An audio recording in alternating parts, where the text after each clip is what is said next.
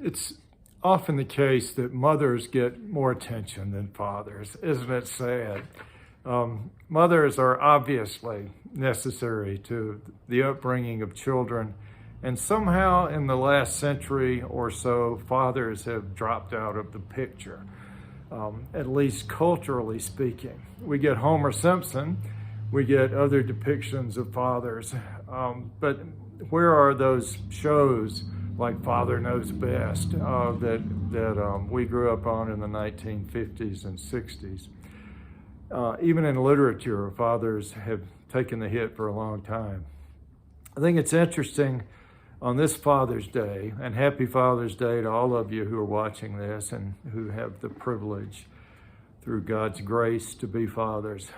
It's really something that one of the best Father's Day poems I know about, not written for this occasion, but certainly appropriate for it, is by a Black American poet named Robert Hayden. It's called Those Winter Sundays. Joe Biden likes this poem.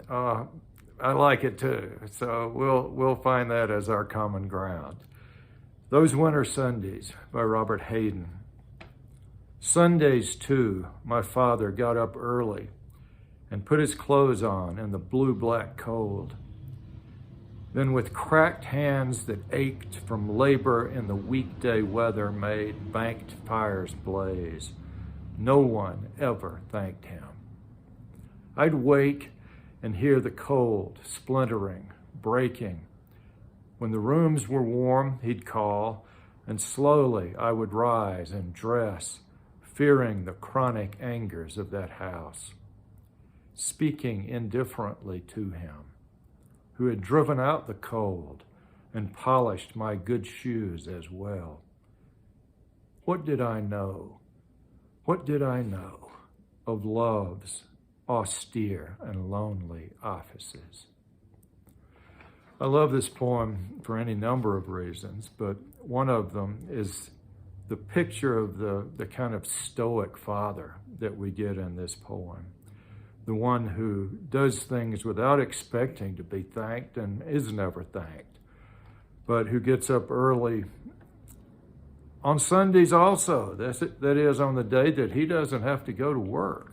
He gets up early, he builds the fires, he polishes the shoes, and clearly the intent of what this is about is going to church. He takes his family to church. That doesn't mean that there aren't frustrations, the chronic angers of that house, the child's fear, even as he's getting up and getting dressed, that his father's anger might flare out and touch him.